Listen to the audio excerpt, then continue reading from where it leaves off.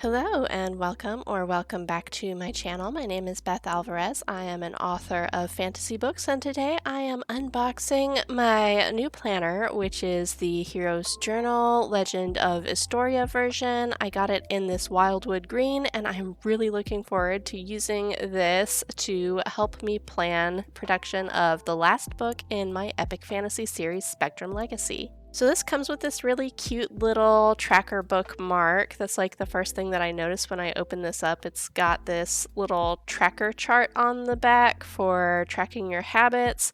It can do like 7 habits, it looks like, for 31 days, but the planner itself is designed to be used for like 90 days. So I might need to make myself some additional little bookmarks. It's really cute though.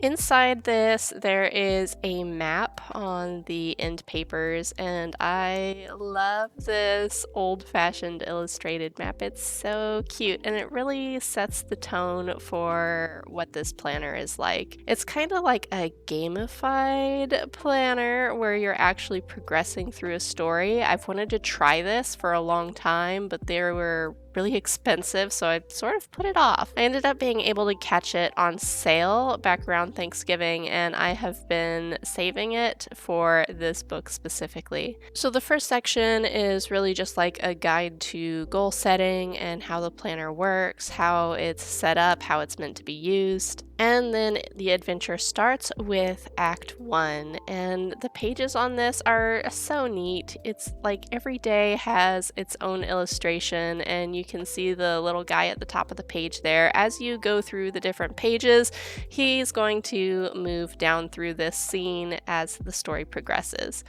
This is like the tutorial page. It's got all these little bubbles telling you what each section is for, but I think I'm going to have to experiment a little bit before I decide how I really like using it. I've never used one in this particular format before, but I like experimenting, and the planner I was using for January wasn't really working for me, so I'm looking forward to trying something new. I'm still a little bit sick, so I'm not clear-headed enough to be able to start writing. I figured it would be a good time to go ahead and set up this journal so I can start using it. At the end of each chapter, which I guess each chapter is roughly a week or so, then you get your little level up days, and you get to mark like where you think you made progress. So it's nice to have these little reviews. We'll see how I do with the self-evaluation of that. It's got a little pocket in the back for storing notes and things. That might be a good place to keep some stickers that I plan to use regularly.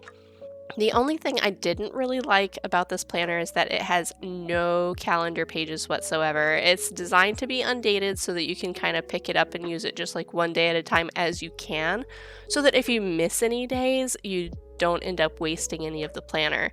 But I really need to have some kind of calendar page in my planners to help me stay organized so that I know what work days I'm going to have available to me. I'll find somewhere to put these in this planner. For February, I had already written down my goals on a little notepad that I got from my Zelda planner bundle like last year. This is just the basics of things that I hope to get done, things to promote my books, keep my platform going. I did put a little self-serving note at the bottom there to finish playing through Devil May Cry 5. That was what my parents got me for my birthday, and I have not taken time off to really enjoy playing video games in a long time, so trying to remind myself to take time for myself to do fun things too. So after I read this little welcome letter, I think this is a great place right at the beginning to put my little calendar pages, and I'll just be able to glue my goals down here at the bottom instead of rewriting them. I have these really cute little paper clips that I got at one of those weird overstock stores. It's like Amazon returns that they just throw in giant bins, and you can go in and buy stuff for like 50 cents or a quarter. And I got these little paper clips for like 25 cents, and they're so cute. I had only gone to those stores like twice ever, and I got really weird but neat stuff both times, but man, they are so dirty and crowded. I don't want to go back. So after I have that clipped in here, I make a note of the things we have going on in February, which is just one day that my daughter will be out of school, and then Valentine's Day. After that comes filling out the call to adventure, refusal of the call things, and as a writer, I see, this is the hero's journey, which is the whole point, that this is the hero's journal based on the hero's journey. And yeah, anyway, part of the reason that I put off using this until now was I had so many little things going in January that I didn't think I could use a planner like this that's really focused on accomplishing one specific goal. So what calls me to adventure is a need to finish the last book in my fantasy series. And what will my life look like in 3 months if I refuse the call? Well, it's going to be an unfinished series, an unfinished book, and, disappointed readers, because there are people waiting for me to get this last book in the series done. If you accept this quest, what progress could be made in 3 months' time? I gotta think about that for a second, so we're gonna go back down to what is the worst thing that could happen if you accepted your call. And for me, that is I don't get as much video work done, like for my doll channel, because video is really time intensive, and when I'm writing, I really need to be focused on just my writing. And I also won't have as much free time because I'll need to be spending so much of my time working on the book. So yeah, I guess accepting the quest, really the progress is just completing the book and the series, but that also frees me up to explore a new series after it's done. So then on this page, it talks about finding your North Star, which is, like your guiding purpose, the one thing that you are trying to do, that you are trying to achieve. And for me, that has always been writing. So that makes it fairly easy to answer, I want a better story about my writing career. Then you just refine your goal down to a definition of your quest. And your quest is this one task that you are trying to get done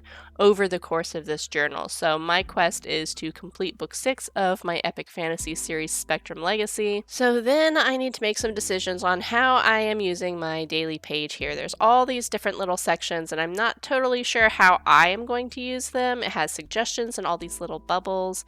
But, oh man, I was trying to write a 5 and that totally looks like an 8. I promise that is a 5. It is not the year 2028. I have the world's worst handwriting, and I am also dyscalculic, so my numbers are always kind of questionable to begin with. One of the interesting things about this planner page layout is that it has you rewrite your quest every single day, but that can also kind of change and shift. There's this little lined section over here that it suggests making a to-do list on, but I think I'll keep that free for general notes at the moment and just kind of adapt how I use these pages as I get used to using this planner. Things I am grateful for is, of course, my husband taking care of me while I am horribly sick. I did not have a fever that day, but it ended up coming back that evening, so that sort of sucked. And of course, starting a new plan is always fun.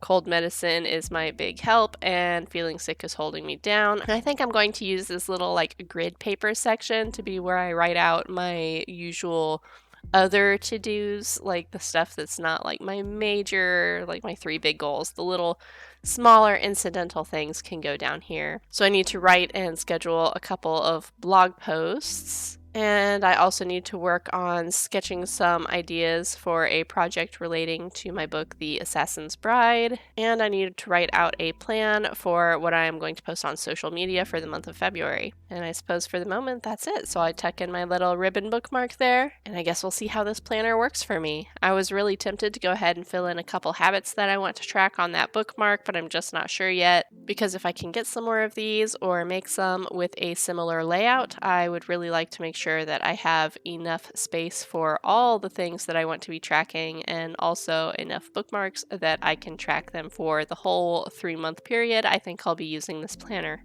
But yeah, that's all for today. Thank you for joining me, and hopefully next week I will finally be well enough to get back to the writing vlogs. So take care, and I'll see you next time.